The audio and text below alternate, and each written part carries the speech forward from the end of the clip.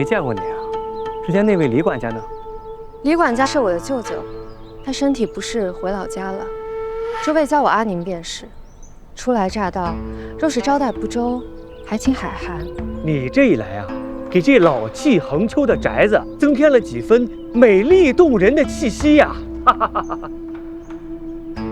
还请各位随我来吧。请。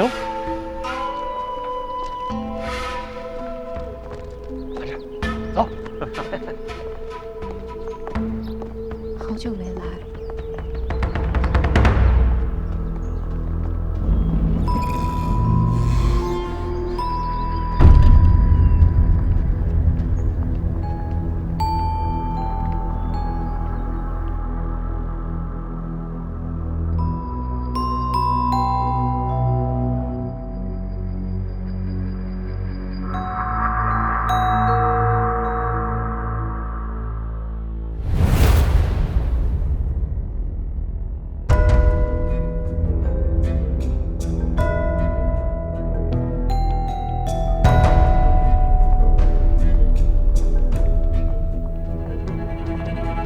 干爹，好久不见，重阳安康。于老重阳安康。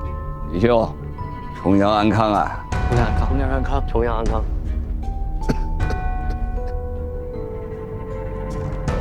都来了，请把礼物放下吧。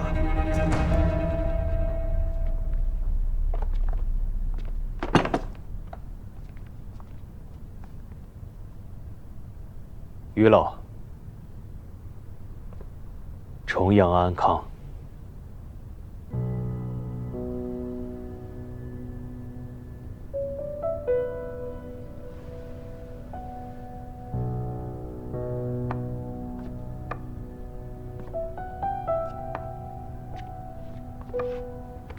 呀，30年了，为何你的容颜丝毫未改啊？于老说的，应该是我的父亲。大家都说我长得像他。像，太像了。为何你父亲不来呀？是身体有恙？他已经过世了。哦，原来如此。这位小兄弟是我的朋友，苏北路。干爹，我这结婚也有好几年了，还没跟您介绍过呢。这就是我的丈夫魏卓然，是个医生。于老，是个杨大夫。啊，我学成归国，正是想将西医推广出去的。放着自个儿博大精深的东西不要，跑到外头去学那些绣花枕头，他不知道怎么想的。李兄啊，你这庄子这么大，不多找几个人服侍啊？我一个残年老朽，早已无所欲求了。我活一日，算一日。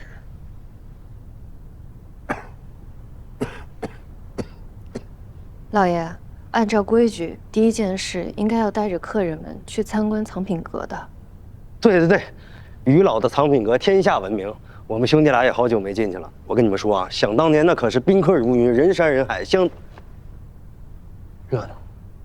安宁啊，那就先带客人们去参观吧。是。诸位请随我来。小太皮，扶持好老爷。是。请。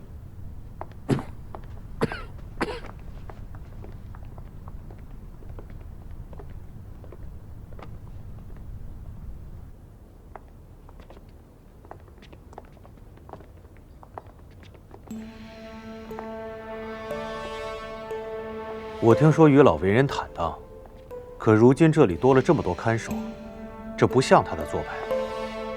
于老半生收藏在此，也算半个博物馆了，自然需要多点人看护。你们都出去吧。是。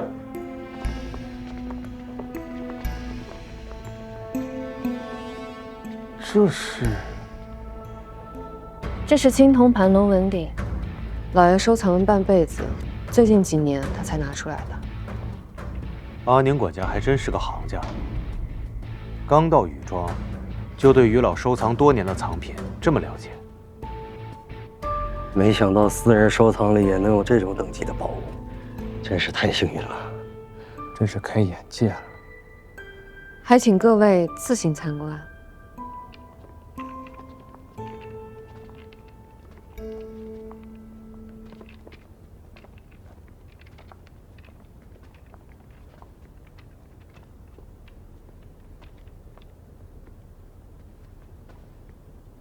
大气，比例遒劲，悬针术犹如利剑，力透纸背，方寸之间已现刀光剑影。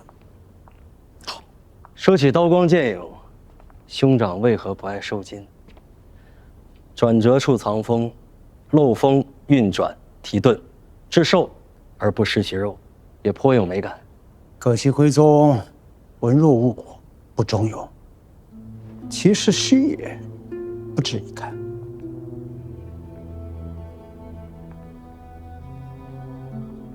对，兄长说什么都对。咱们洪家上下属你最厉害，你功夫强，品味高，你不喜欢的东西就是不中用的东西。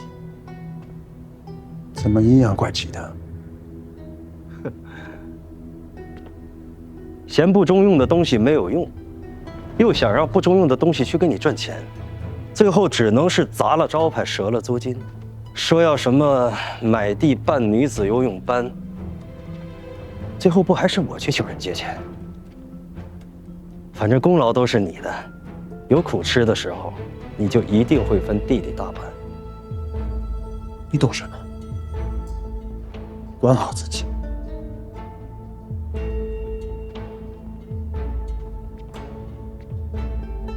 洪小姐，我们之前好像没有见过这件藏品。是，之前咱们来的时候藏品也没有这么多。每次来这儿都能见到很多新鲜的东西，真好。之前来的时候你还一问三不知呢。这几年也是加油补功啊。重阳节有各位的陪伴，实乃老夫之幸事啊。赏秋菊，配茱萸，吃美点，品香茗，这些环境都不可少。这菊花酒好香啊！是山下酒庄自酿的，我还以为是你亲自酿。重阳节配茱萸，还挺有意思的。哎，你叫什么名字啊？我叫重阳，不过他们叫我小踏皮。小踏皮？你很顽皮吗？小踏皮，去里屋把大家给老爷的礼物拿出来，给老爷看看。感谢于老，今日让我们有缘相聚此地，我们一起敬于老一杯吧。祝于老福如东海，寿比南山。重阳安康，重阳安康，重阳安康。谢谢谢谢，彼此彼此啊。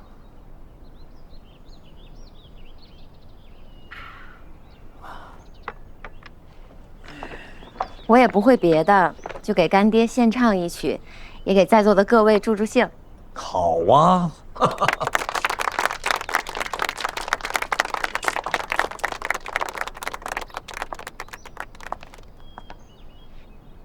春光满园，定是贵客来，鲜花儿朵朵开。对对双双，鸳鸯结伴游，这风儿多惬意。有的是完美江红春，浓郁田野深似蜜。这般的风景，只可画中寻。你我皆是画中的人。好，好。哎呀，经年未见，雨农的歌声仍是如天籁一般，并且还有了很大长进，前途无量。干爹谬赞了。你觉不觉得这个院子有点怪怪的，但又说不出来为什么？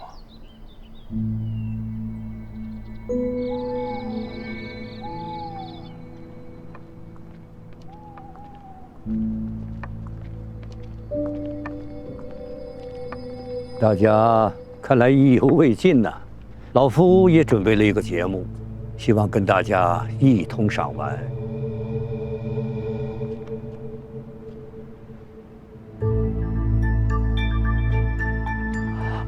是我们要收回的六伯旗吧？贤侄啊，可会下六伯旗呀？略知一二。甚好，甚好。今天既然都已经到齐了，老夫想请大家陪我下一局真人六伯旗。真人六伯旗，这真人六伯旗要怎么玩？我与贤侄对弈，劳烦其他的人扮演棋子，在庭院中按棋步行走即可。阿宁，给诸位介绍一下规则。六伯旗对弈分为黑白两组，两组分别从庭院的两侧出发。若两子狭路相逢，则一子吃掉另外一颗棋子。无论黑白，先到中庭者获胜。但执棋的是2个人，那其他人作为棋子就只能走来走去吗？无妨，老夫定了一个新规则，如两子狭路相逢，老夫有锦囊相赠。至于锦囊里装的是什么，还允许老夫先卖个关子，到时候自然知晓。搞了神秘兮兮。啊，既是下棋，必有输赢啊，还是要有个彩头为好。老夫决定，无论是黑白，只要有一方赢了，所有人都可以得1万大洋。嚯，这么大彩头了！这么多钱呢？老夫也是耄耋之人，久病缠身，钱财乃身外之物。再说我已无后人了，独守钱财，何用之有啊？那如果我们是棋子的话，怎么知道自己走几步啊？对弈者掷竹柱得部署，我便会通知大家行动。敲黑铜钵则是黑方形，敲白鼓则是白方形，会敲2次。第1次的次数是你们的序号，第2次则是你们行进的步数。地上的蜡烛会给大家指引方向，5支蜡烛为1步。那怎么分组？怎么排序啊？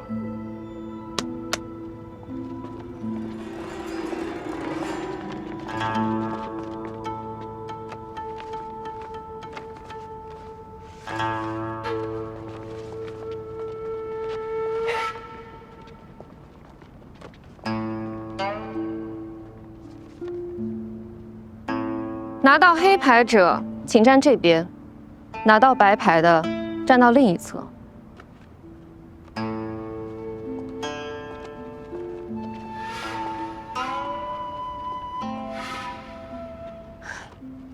于老有心了，这样一打散重组，无论黑白哪一方获胜，都有一组能有1个人获得彩头。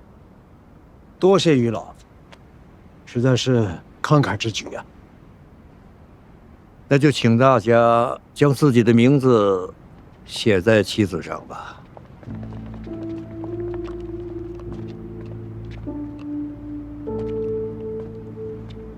用红笔写名字好像不太吉利啊。这游戏不是那么好玩的。一会儿我不在你身边，你自己机灵点儿，这棋可能会蛊惑人心。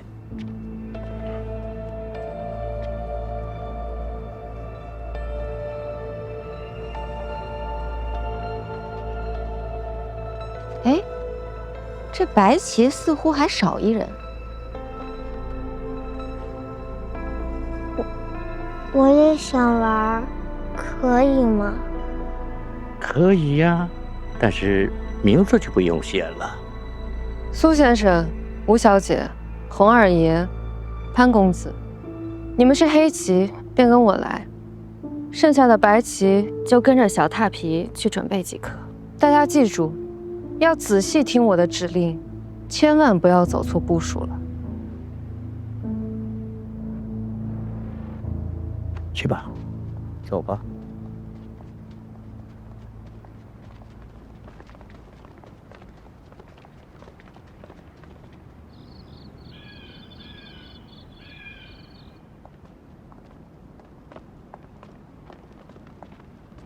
哦，原来这些蜡烛是按照六伯棋的点位设计的。那这个庭院的布局是仿造，刚刚六伯棋棋盘建造。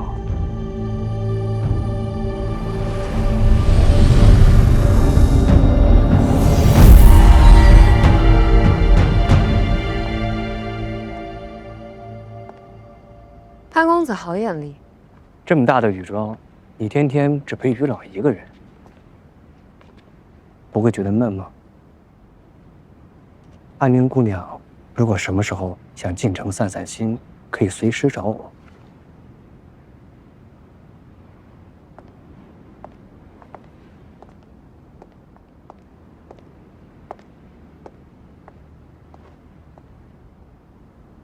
洪二爷，刚刚我就看着你无精打采的，怎么了这是？想什么呢？你刚才说什么？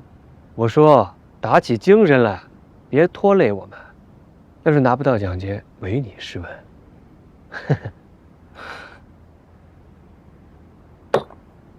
好，这个老于啊，一把年纪了还心血来潮，玩什么真人棋？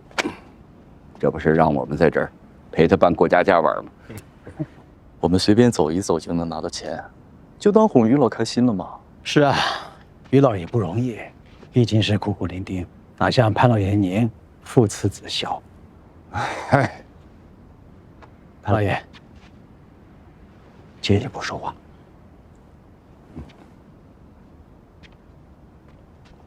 潘老爷，您是我最信任的长辈。最近啊，外面有些流言蜚语，说我们洪家武馆快办不下去了，不知道您有没有听说过这些鬼话？我没有听说过。哦，那就好。那些账目啊，都有白纸黑字记录好的，收益一切正常，您完全无需担心。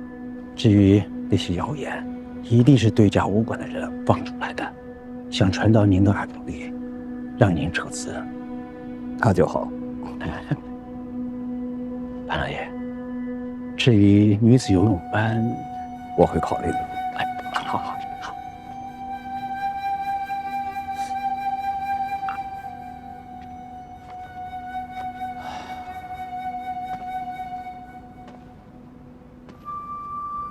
差点忘了关心魏大夫了。听说魏大夫的诊所生意不如预期啊。哎呀，西医嘛，不是开刀就是流血，听起来就害怕。维持诊所压力大，真的辛苦你们两位了。我呢，好歹是刘伯阳的医学博士，我的医术就不需要洪大少担心了吧？哦，都是您自家武馆的生意啊，多操心操心才是真的。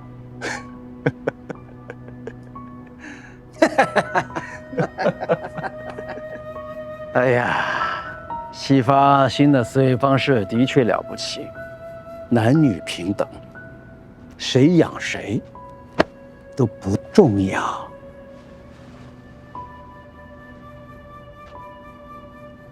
贤侄，说到你父亲，我跟他原本就是买家和卖家的关系，算不上朋友。一日，我们翻山越岭，去一个村落看一件古董，突遭暴雨，连绵3日不绝。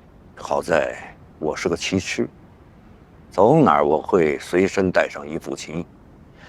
我们终日靠对弈打发时间，倒也不觉得等待漫长。何当共剪西窗烛，却话巴山夜雨时。人生短短几十年，难得。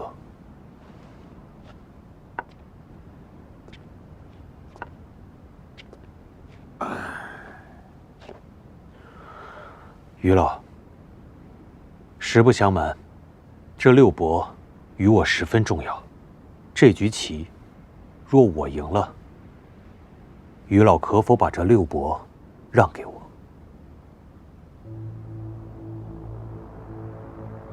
好，看在我跟你父亲从棋友到挚友的这个份上，你若赢，六伯棋就归你。多谢于老。但是，按规矩，棋局一旦开动，直至分出胜负之前，不可停止。理应如此。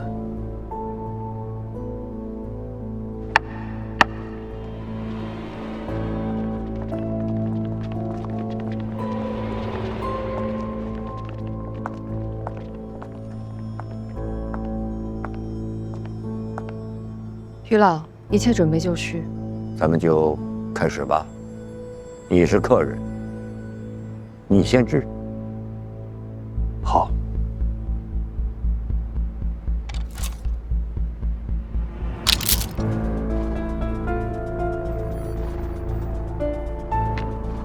那就让红烈先行3步吧。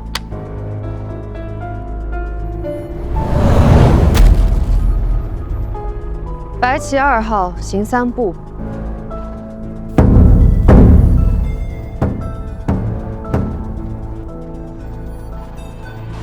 白骨第一次敲2下，代表着红烈先生。第2次敲3下，代表着要前行3步。好，潘老爷，那我先去了。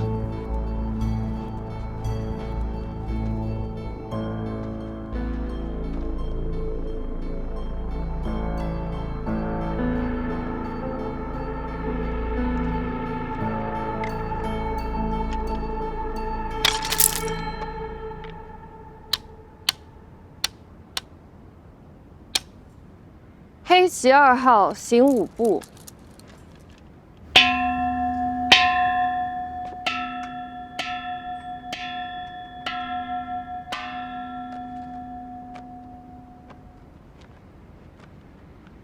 诸位，我就先告辞了。保重。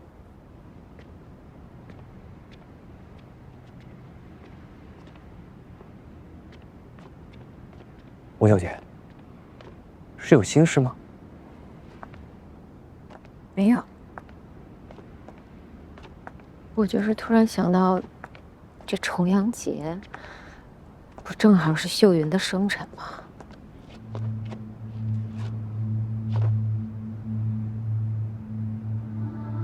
你提他做什么？怎么就不能提了？大家心里不是都想到了吗？只是没人说罢了。让魏卓然行2步吧。白棋1号行2步。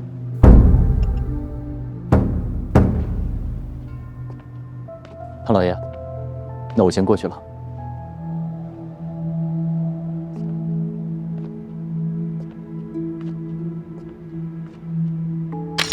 全黑，这可是枭棋呀，他是可以吃掉所有经过他的棋子。不过游戏而已，我不想太过惨烈，就删掉了这个规则。全白则为鬼棋，两死相安无事；否则金戈铁马，不好，不好。黑棋2号行6步。又是红赤，看来于老取胜之心甚切。你的棋风跟你父亲一样，可注意别坐失良机哦。于老也要知道，欲速则不达。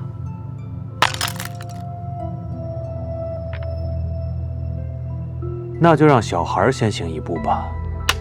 潘老爷最为年长，让他歇一歇也好。白旗4号行一步。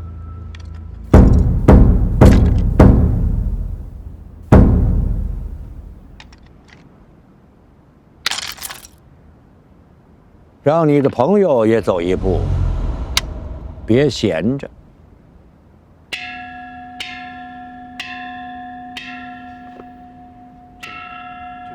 那我先走了。这个人怎么就翻篇了？凭什么能翻篇啊？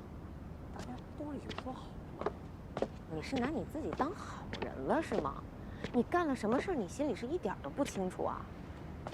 你对得起秀云吗？如果不是你当时把秀云介绍给了那个有家室的周先生，秀云会是今天这个下场吗？帮我来杯热茶。您的茶，谢谢。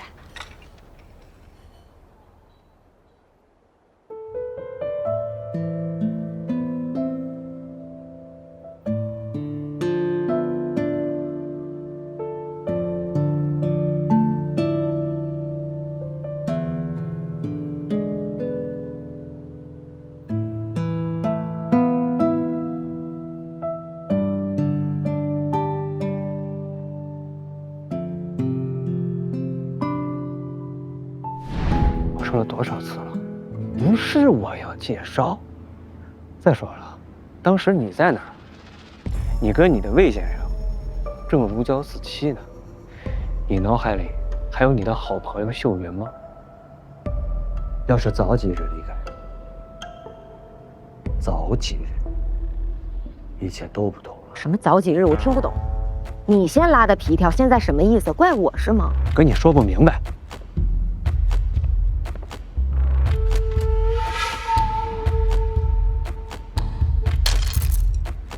第一次争斗，有意思了。黑旗2号行3步。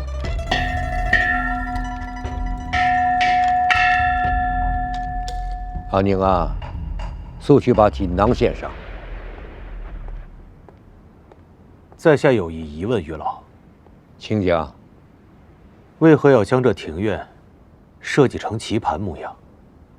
我看这并非是最近所见，而是精心打理了许久吧。多年未见，突然让大家陪玩一局真人六博，并非心血来潮吧？哼，我年轻的时候，除了收藏古董、研究古董和做生意挣钱以外，我唯一的爱好就是下棋。以前呢，有秀云陪我下。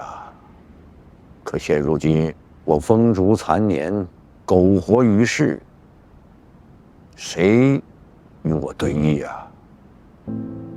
所以我就把院子建成了棋盘的模样。平时在院子里走走，散散心。人老微寒，哎，先知。稍等一会儿，我去添件衣服啊。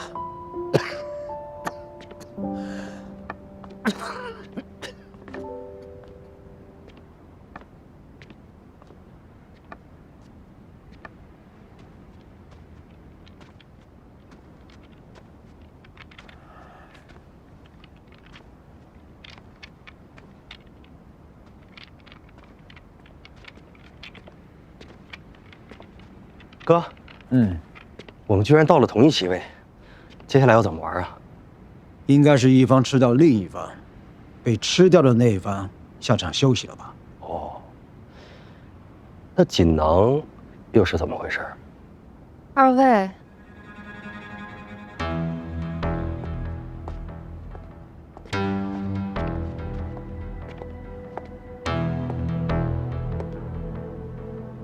这是老爷给二位准备的锦囊。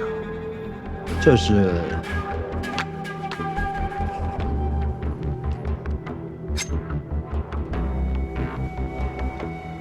秀云的匕首。于老，这是何意呀？老爷的意思是让二位自行决出胜负，当然不一定要用武力，只要做出选择，谁去谁留，决定之后告诉我即可。二位慢慢决定。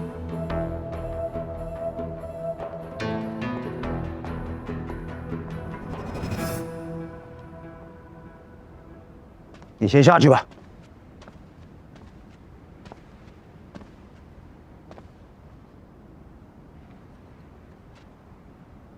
以后在潘老爷面前说话的时候别乱说啊！我刚才已经告诉他，武馆盈利正常了。我没有乱说话，我只是想提醒兄长，武馆现在的学员学艺不精，贸然出去参加比赛一定会输。这样的情况扩张武馆，只怕会坏了洪家的招牌。到时候后面的学员收不上来不说，就连场地的租金我们都交不起了。不扩张武馆，那我们说好的要办女子游泳班，哪有钱做啊？正是因为要留钱办女子游泳班，可以预见得到前期不会有多少女子愿意报名的，但是又需要维持，大量的金钱，大把的时间精力，缺一不可。如果你坚持扩张武馆，只怕连我们最后的钱都会泼出去，我真的理解不了。经营的事你懂什么？给我滚下去！滚！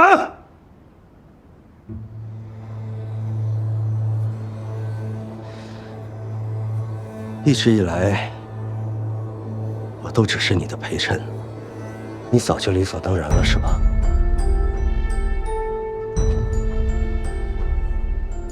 我知道你看见秀云的匕首，你不快活，你喜欢秀云，秀云不喜欢你，你不配提她的名字。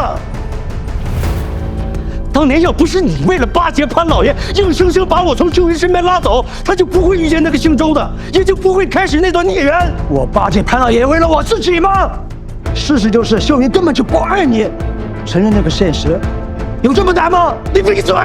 你优柔寡断，不成大器，争不过任何人。秀云凭什么喜欢你？你反了你！反了又如何？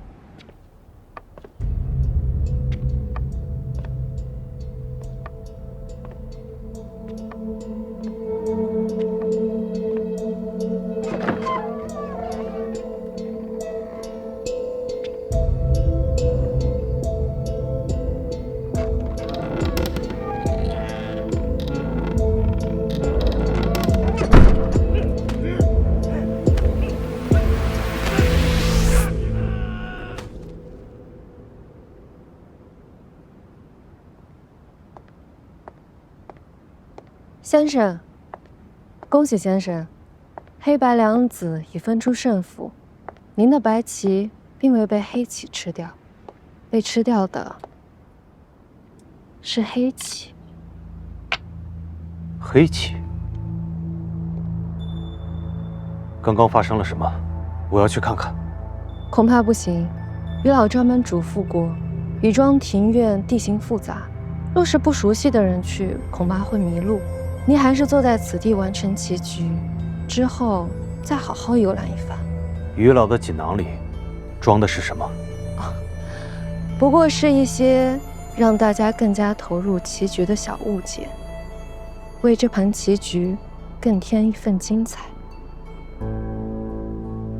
下棋甚是有趣，趣味在体会对手心态，有时甚至可以引出人心之叵测。轻则放大输赢之心，重则至亲相残。不好，看来那洪家兄弟已经刀刃相对了。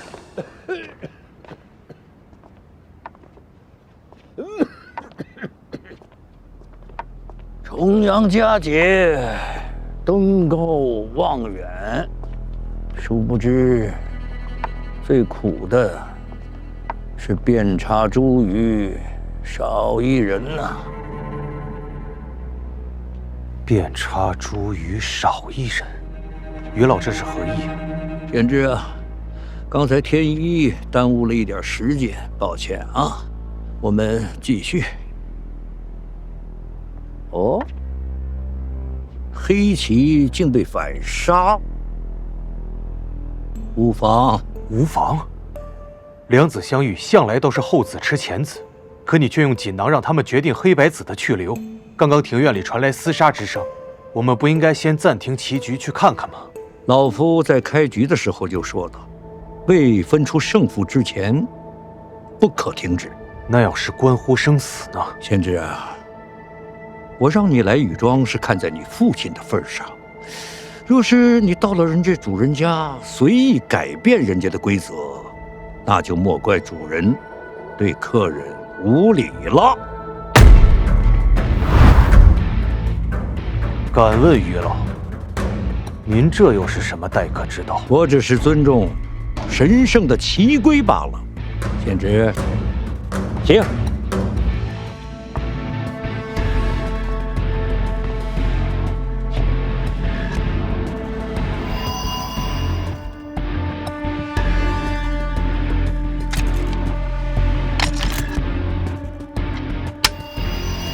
白棋2号行3步。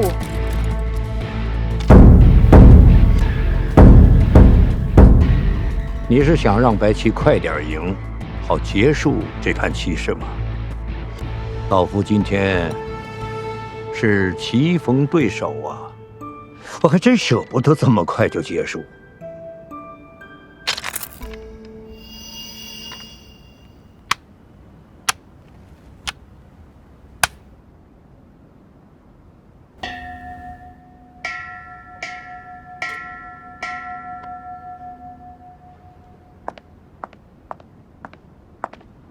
你让开，到我走了。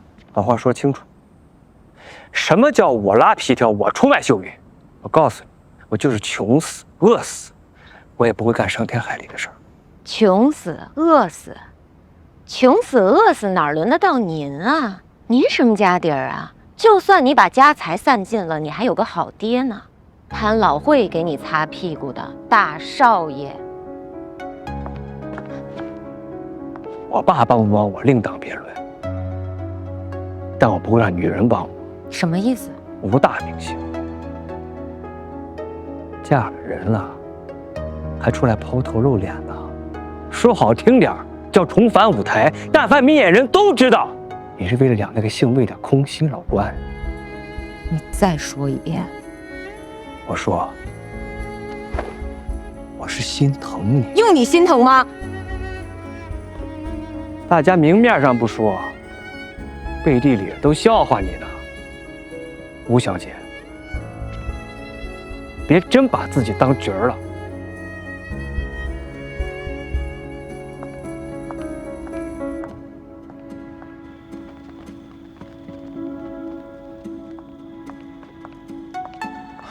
吴小姐，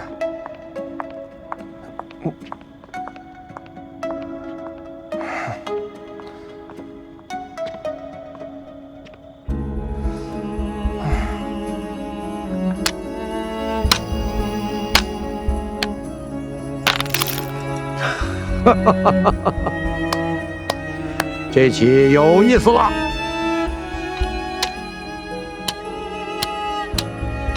黑棋1号行5步。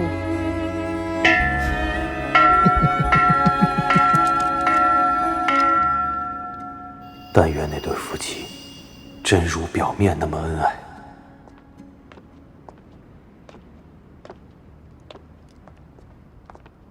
卓然，一诺。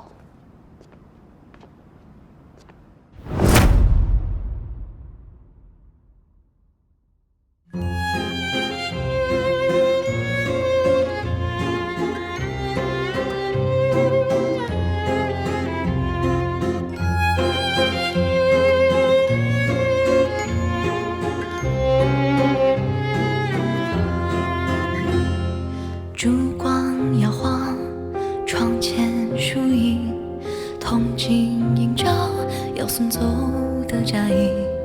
木兰花开，黄粱梦醒，一段情，一句薄语。有人觊觎着你，有人妄图能侵占了你，可我始终心诚如一，在流尽的天光虚实，一朝一夕。让我的呼吸吹开你身上的经历，让我的目光流进你掌心轻触你手记的过去，把时光的暴风雨藏着秘密，日升月落去。